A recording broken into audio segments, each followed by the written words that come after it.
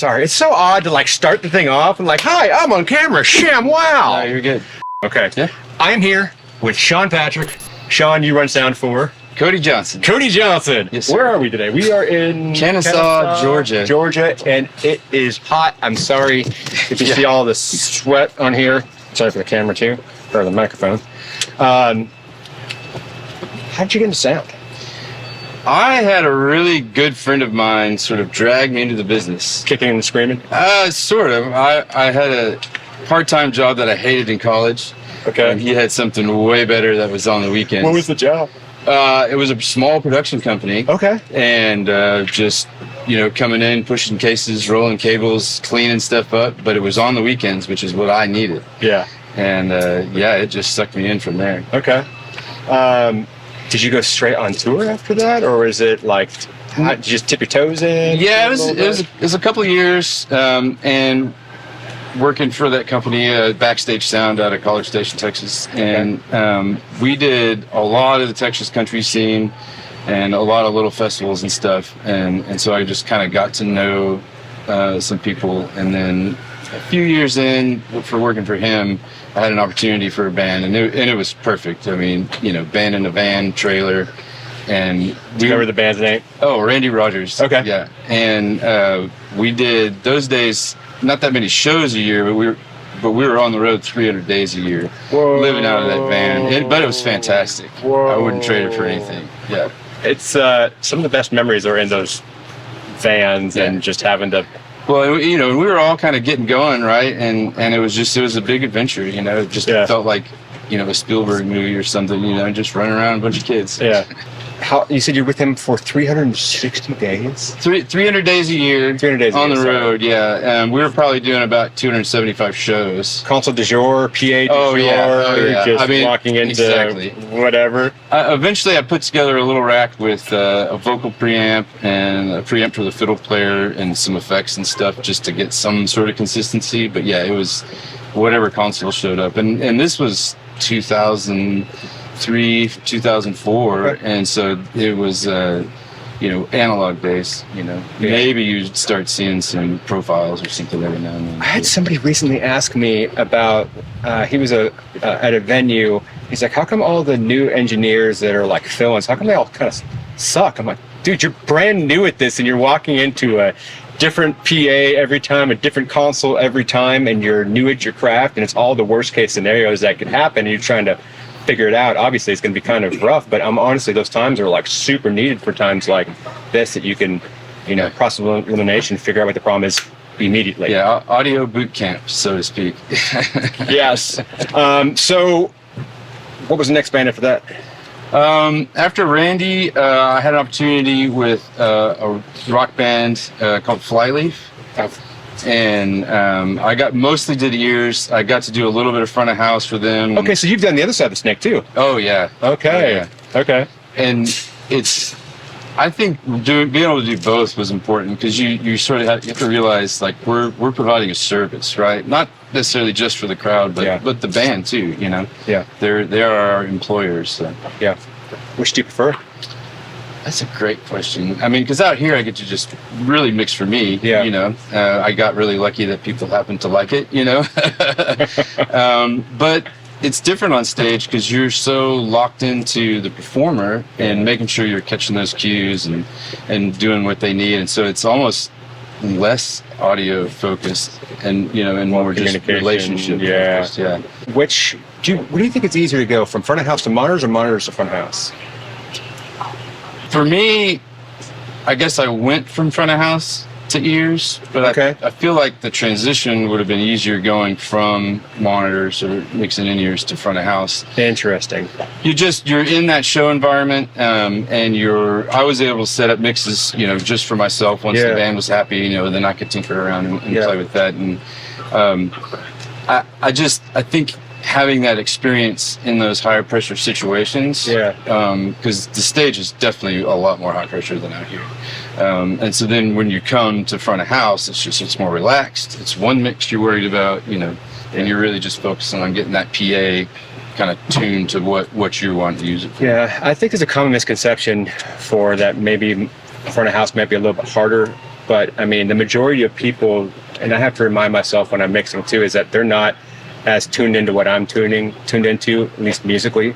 And most of them probably don't care much about how much I'm fine tuning. All they want to hear is the vocalist and hear the kick drum and watch the the hot girl dance next to them up there. Yeah. But for monitors, most of them up there, the musicians, they're very, very much musicians. They know what they want to hear. So it seems like it's almost more pressure to get it right than out here. You got a little bit of wiggle room, unless you're doing a hometown or you're doing with all the management back here and all of them. Yeah, I mean, front of house might be more pressure, I guess. You think so? Okay, it was in 2013, we were direct support, the first stadium show I got to mix was Tampa Bay Buccaneers.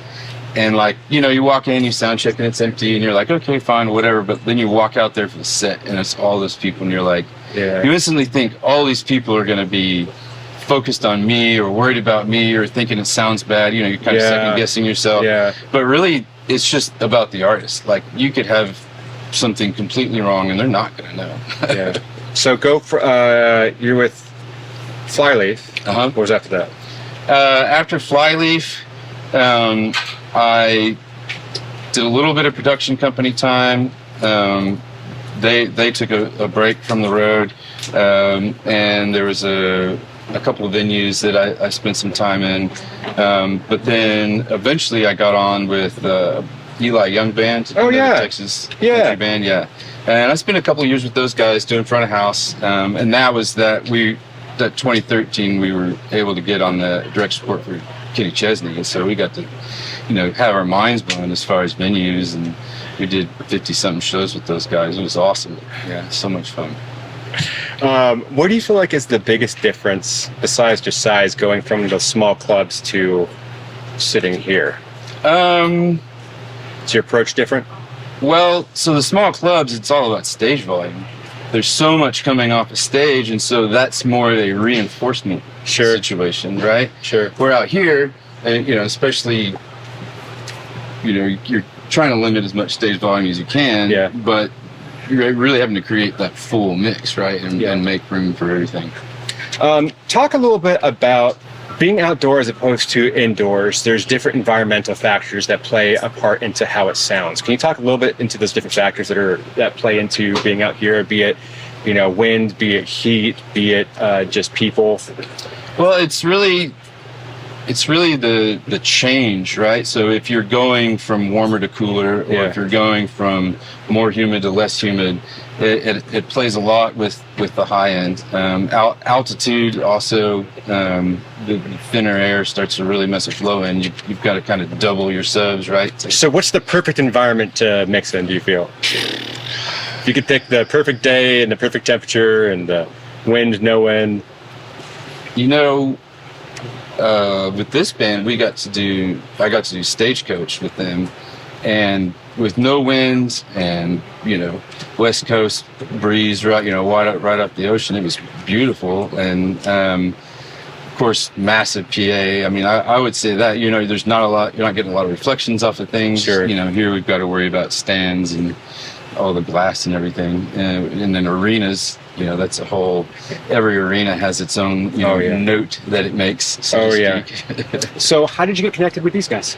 So our production manager and I worked for the same company out of Austin. Okay. And after Eli Young Band, he and I ended up both at this same company, and I was doing logistics and advance work for a lot of shows, and then he was on that team with me, and so kind of during the week I was sort of his boss, right?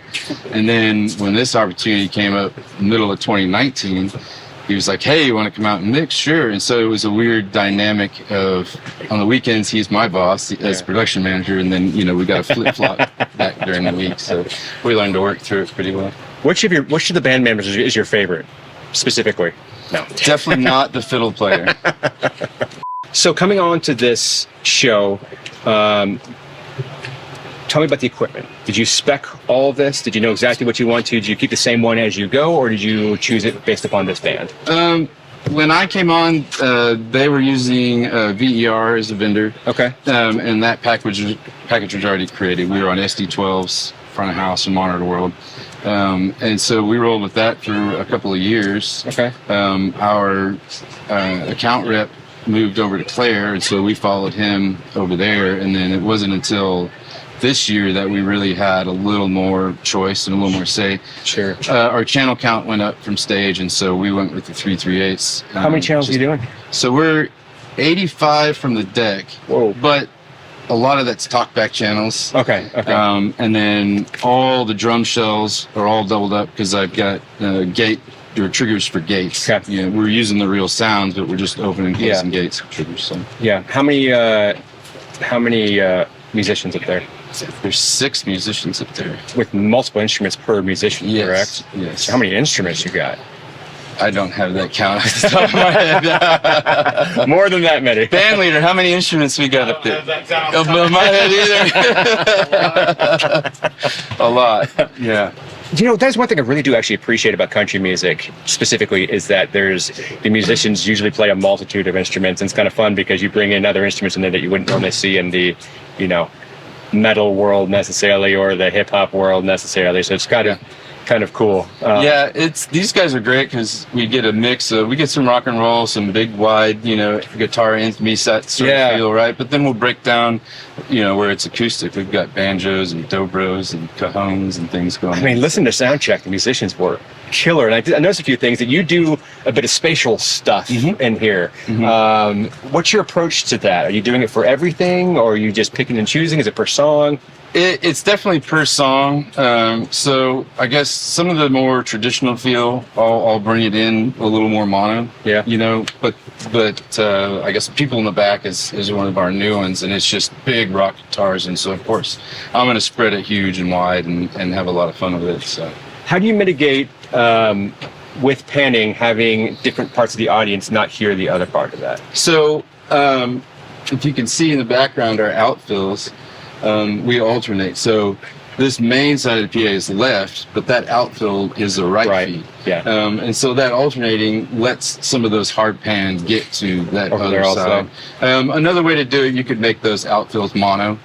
And so you've got both information. So it really depends. Like in an arena, if we're wrapping way past the 180 line, those ones that are way out towards the back, we've just got to mono them up so they make sure they've got everything. So even playing in the stereo field, you've got to check that mono compatibility because it'll just disappear out of there.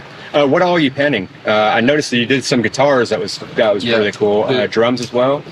Yeah, drums. They're actually. I started really panning toms in the beginning, but then I found that it just seems to fit. It's slightly panned just to give it a little bit of movement, but they're really pretty much right at the center. Okay. The verb kind of handles that space. Yeah. For those, but the instrument groups, everything kind of sums down, and then this year I've been playing around with this SPL Big. Walk us through a little bit of your Appwork here, if you don't mind. So I guess we could start with the beginning. So drums, every channel directs out, coming out of the burl, and then into this summing mixer, and then each stereo subgroup for all the instruments. Do the same thing. They come direct out and then sum in here. And then on another insert loop, I've got the API 2500 plus and then that cream liner. And that's just kind of an overall on the master left, right. Okay. And you got a bit of 500 series going on there too. Yeah. So this TK mid-side blender, right? So all the instrumentation that sums in the orbit comes through here, and then I split it mid-side.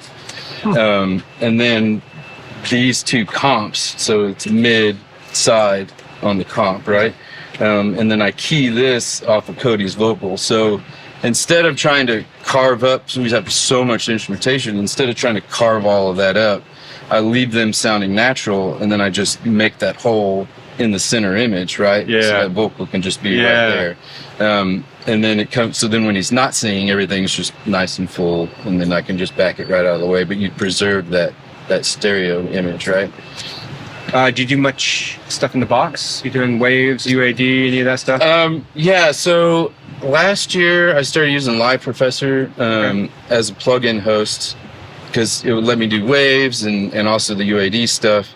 UAD, you've got to have, well, used to anyway, had to have hardware attached. So I've got some octave cards for processing help on those. And the UAD the stuff is really nice. I've really enjoyed it. All the limiters and everything's just so super smooth. What would be your advice to new engineers that would like to get some outboard? It seems so daunting with plugins and all of it. It's like going to not knowing fishing and going to Bass Pro and looking at all the lures and bait and everything. It can be kind of intimidating. What would be or how did you do it? I mean, starting off, I would just stay in the box, right? And even, with like Logic or some of the DAWs, like just use the simple plugins and stuff that it comes with and go from there. There's no use trying to, buy that Ferrari when, right after that, you can't even drive the thing. So. Do you think there is that noticeable of a difference from a plugin to the actual physical unit? To me or to the audience? Either. Yeah. To you. Yeah, I mean, I want to say that I hear it and I know it, right? Yeah. Maybe it's more of an emotional experience for me as possible, but as far as the audience is concerned, they're going to have a hard time really telling, oh, he's using an API, preamp on that, like that's the plugin, who cares? Yeah. Any tracks stuff we're doing? So we don't use any live tracks during our show, but we do. Each desk has 2 MGBs we've set up on the MADI streams, and so we can do virtual sound check. Okay. And so that gives us 128 channels at 96K, which we needed if we're doing 85 from the deck. And that's super helpful, especially if we're in a festival where we can't get the band out there. Yeah. I at least can know where we're going to start, where I'm at. It almost seems very rare nowadays to not do any sort of tracks, and it speaks a lot to your band and the musicians to be able to actually what you hear is what you get, and that's all their choice. They'll tell you directly from stage, like, we don't have tracks. If it sucks, it sucks. If it's great, it's great. Man, I miss that with and I do a lot of these interviews, and nothing against tracks, nothing against playback, and I get the reasoning behind it. And you're recording a song, you can have a whole string section up there, you want to time code everything with it, but there's something to me, like I remember seeing John Mayer and watching how he did his songs and introed into other ones, and it seems like a lot nowadays is just we're hearing the album from front to back. And I get that a lot of these guys out here, they want to hear the album, but there's something to I want to hear the musicians and I want to hear their kind of rendition to it as well, and have some fun with it.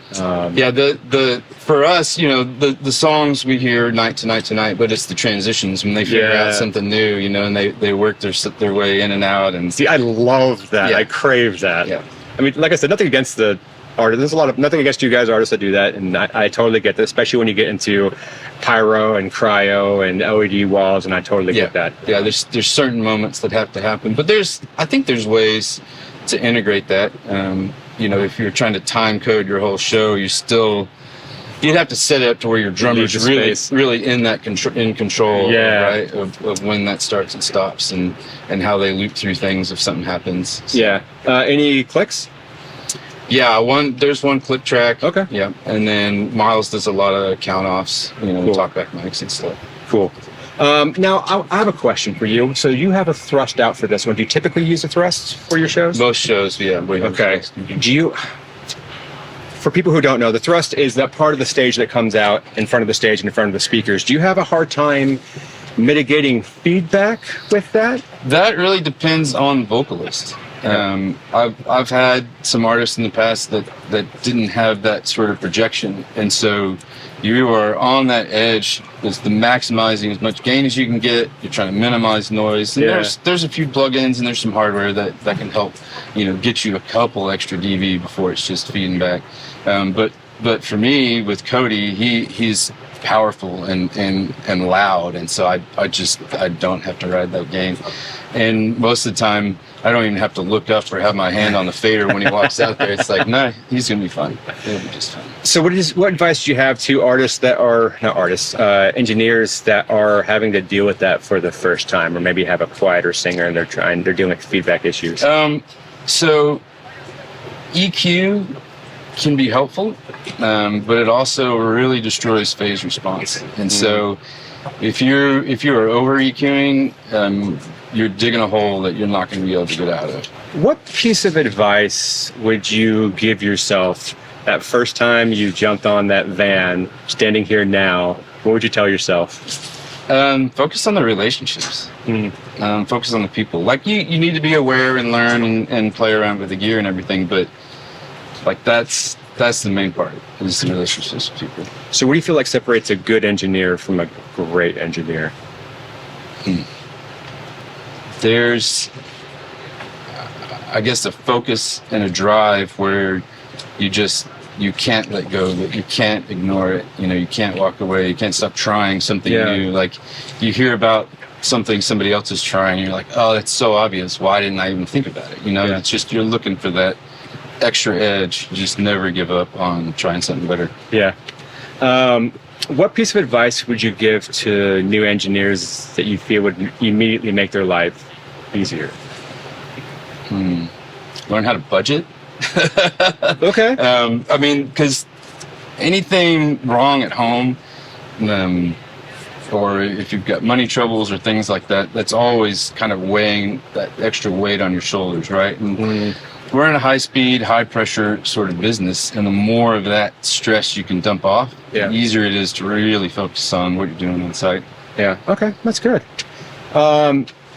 With the growth of this channel, there's been a lot of people who have messaged me and wanting to do this, asking, how do I get started? Where can I go? How do I get started? How do I do it? And I've talked quite a few people out of it, because I don't think people understand that if you want to have a family, or winter concerts, they're on weekends and the holidays, you're going to miss funerals, you're going to miss birthdays, you're going to miss a lot of things, and you don't have to answer if you don't want to, but I see that you're married. How do you handle that aspect of your personal life and also being on the road all the time? Well, I have a lot of support at home. And she's been on my side and really pumped me up to keep going. There's times I want to give up, or times I want to try to change career paths, and she would never let me do it. That's awesome. I think you got a great girl.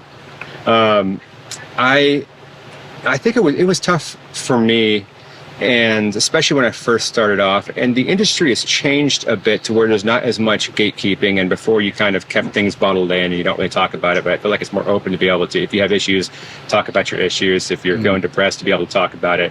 If you have questions, ask questions. And especially for these house gigs, the house guys, they know the system here, or the people that you're renting the PA from, they know the system pretty well, and so it's okay to ask those questions. Yeah, I would definitely suggest, don't pretend you know everything, because you're going to close yourself off to new information and make conversations awkward. And so I try to just pretend I know nothing. Everything's a new idea, even if I've heard it before. Maybe that person's really enjoying being able to explain it, or maybe explaining it's helping solidify it for them a little harder. So just listening, and as well as asking those questions, but not going in with any kind of ego, or it's all, we're all on the same team. We're all trying to do the same thing. So we talked about being on the road, and it's kind of a fast-paced, always going environment, and you're consistently having noise and things going. How do you quiet the noise? The bus. Without it, in the van days, it was difficult to find a free space. Super hard to find. I don't like having phone conversations in front of other people, especially private conversations. And so just trying to find that time or somewhere to do that. And so we're super lucky to have, these buses on the road. I can go get in my bunk in my little cold cave and, escape the world. I love that. Who are some of the engineers that you look up to? So in 2013, when we got to do that Chesney run, Chris Raybould had just come out on that. And, at the time, I was pretty confident and felt like I could do a good mix. And after hearing him come in, because in that year, he was just starting that tour too. And so even just a few days in, you're just, how is he doing this? Like, what magic has he figured out? And you're trying to watch him and, look at what he's doing, and it's not, like, you cannot figure it out just by watching the guy. What is the best piece of advice you've got from one of your mentors? I couldn't remember specifically who I heard it from first, but just the idea is that the show and the concert and the setup, we do all that for free. We get paid for being away from home. Yes. I love that. Pulling snake isn't fun. Standing out here and sweating all day isn't fun. But that's the free part. Like, that's why we do it. And so if you try to remember that, I think all those hard days make it more worth it. I'm sure you've probably been in this position, and what advice would you give to the people, because you've been in this for a little while, what advice would you give to the engineers that are maybe burnt out and it feels like they've lost some of the passion for it and the drive, and they're just having a hard time going day to day? Yeah, because I know it's there's some that are like, I have some friends that they're just doing this so much, and it's turned into such it's a job movement now. and a job, and they're just getting a tough time for it. And it's like, is the advice like, if you got to take a break, or find some sort of hobby? But I try to ask some of the people who have been doing this for a while, like, what did you do when you got to that point to where it's just like, I'm having a hard time just walking up here and doing this? Yeah. Have you been at that point ever? Yeah, definitely. And that's definitely during the time periods where I didn't focus on those relationships, and I treated it more like a job. And so it was more coworkers than friends. And I didn't respect that process. So now band and crew is very tight, and we have a lot of fun, and we're always messing around, and that really helps a lot. Like, you're just out here with your buddies. There's a lot to be said about having a good camp, honestly. Yeah. And I've noticed that there's been some of these interviews that I've walked in that you can kind of feel the tension, and I feel like a lot of time it's set from the top down. That some artists that are pretty strict and have that tension with it, you can kind of feel it reverberate through, but some of the artists that are easygoing and there's a difference between, I think, being strict but also wanting excellence with it, and giving people some freedom. And it seems like sometimes these guys are stuck in maybe it's a bad gig and they kind of got to push through it, and I understand that. But at the same time, there's people who have just overarching, it just feels tough and it feels like a job. It's a lot different because the focus isn't fame or money. Like, he is really focused on the music, on the art of it, and he's on a mission. And I really appreciate that. And so, and some of my personal beliefs and things align, and that really helps a lot. Like, it gives you sort of a purpose. Yeah, that's great. What advice would you give to someone watching this that has never done this before and they want to get into? Don't do it. Run away. Don't do it. Like, I get that everybody's path is different too. Yeah. To being here, I know that your path is going to be different. That's part of the show, is showing everybody's different path with it. But I think my perspective is starting from the bottom, pushing cases, rolling cables, cleaning stuff up, and then staying present and observing. That looks interesting. And you just try to stay involved, and like you mentioned before, ask all those questions, because you don't know when that opportunity is going to get to you, but you can control what you're absorbing, what you're learning, like what you're ready for, when that thing pops up.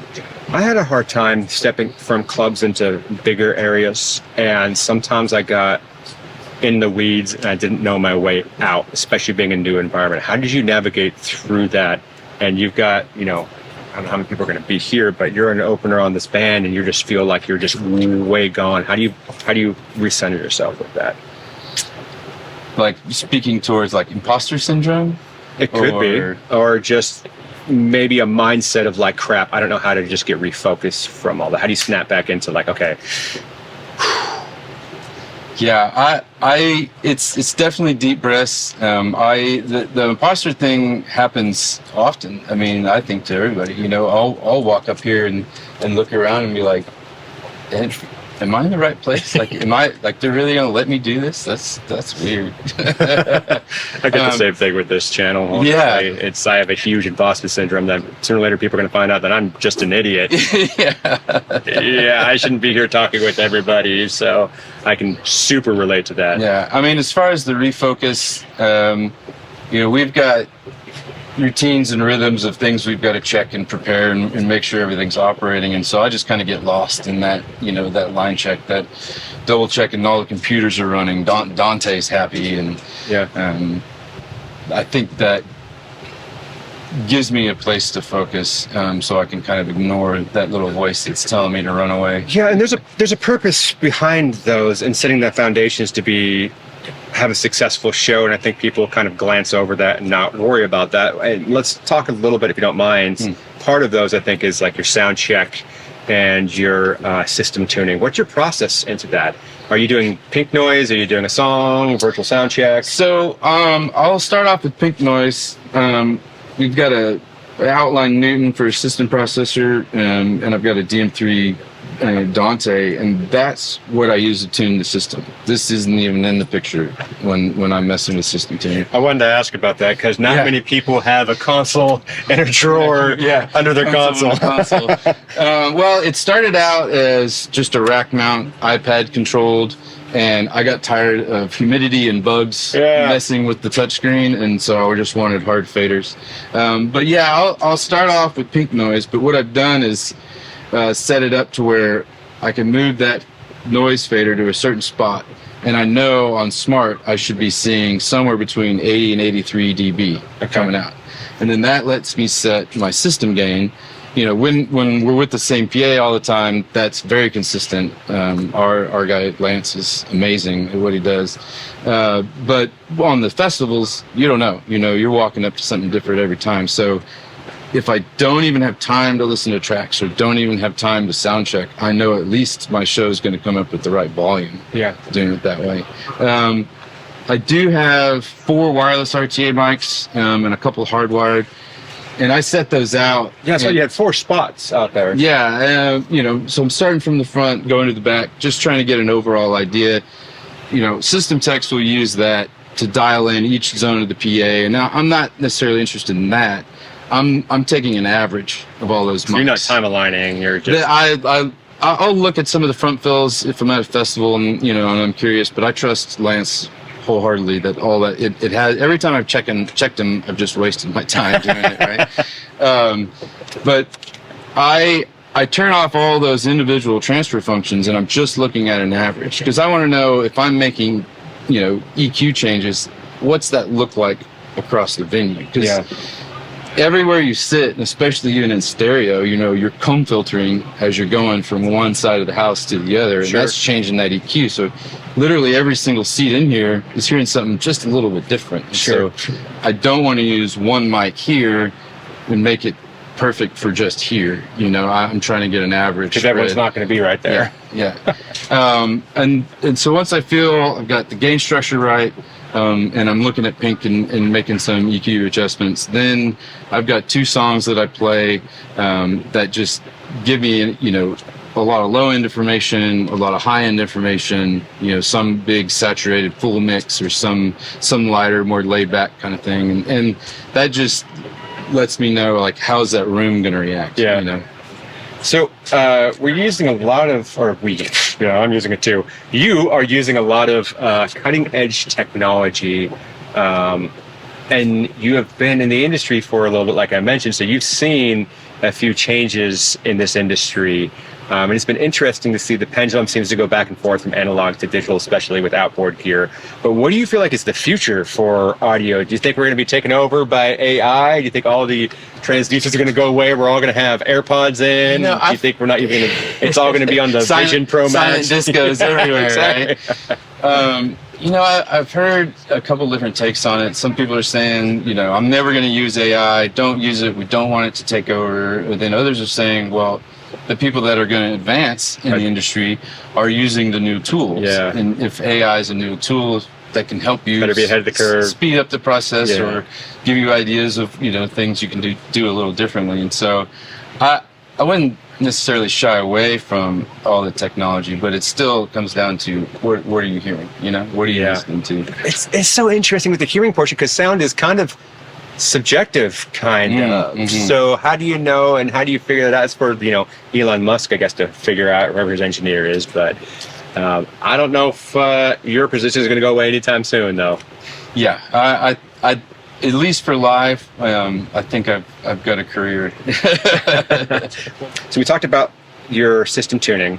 Part of that, I know you said you set the microphones up for it, and you do some music. You also mentioned virtual soundcheck. Could you explain what virtual soundcheck is to people who are watching this and go, what are you talking about? Yeah, so basically we can take direct out streams of what's coming from the stage box, the SD racks, right? So that's before any EQing or any processing or any of this, and those go straight to, you can use Logic, you can use Reaper, whatever DAW you want to set that up with. And then Digicode makes it super easy by one button press that says, listen to copy audio. Oh, hey, right? So as long as all your patching is right, your DAW, I can hit play over here, and all those sounds hit the preamps the same as they would be coming from the stage. And so it lets me, manipulate all that. It's great for a venue this size. Smaller venues and even arenas, we realized, what am I missing? I'm missing stage volume. I was just going to ask, that's another portion of does it go just to you? Can monitors utilize that as well? Well, and so we were both separately doing this virtual sound checks at separate times and doing separate times, and then we were like, why are we wasting time? And so Ryan and I have been on this mission to sort out time code. Basically, the time code runs both of those DAWs simultaneously, and so when we're both playing back, he's hearing PA and be able to check the interaction with wedges and subs. Interesting, and you get stage noise and I get the stage noise. Because we're using ISO cabs. I mean, I won't have drums. Okay. There's a little bit difference there. But, sure. But yeah, you get that, some of the wedge volume and the side flow volume coming back at you. Okay, in terms of stage noise, you said you have wedges up there, you're using ISO cabinets. So is anybody going direct? Or is it all live amps up there? It's all live amps. Okay. Yeah. Actually, that's not true. Jody, what's that thing called? A few moments later. Sean for Ryan. Yeah, go ahead. What's Jody's pedal called? Quad Cortex. Quad Cortex, that's it. Yeah, we could. Oh. Thank you, buddy. Oh, golly, that was bugging me. Yeah. So in terms of the stage volume, you have wedges up there. You've got amps up there. They're all the amps are live in ISO cabinets, correct? Right. Yeah. Anything direct at all? The fiddle player has a Quad Cortex, and so fiddle player the Quad Cortex. Well, and usually it's guitar. Yeah. Well, so he plays mandolin, electric guitar, and fiddle. All goes to the Quad Cortex, and he's all running that. Fascinating. The Quad Cortex. Yeah. Fascinating. And it's beautiful for fly dates. He's got a little a side project band that he carries that around with. So it's more for consistency for him. Cool. It's great. Cool. Well, man, I've taken up too much of your time anyways. If people want to follow you in social media, where can they follow you? I'm on Facebook. I haven't really done the Instagram thing. Maybe that's some technology I should embrace. Jump on the bandwagon, TikTok, everything. Yeah. Well, thank you so much for your time. I really appreciate you, thank brother. you. Or they can come to a Cody Johnson show near you. Mm-hmm.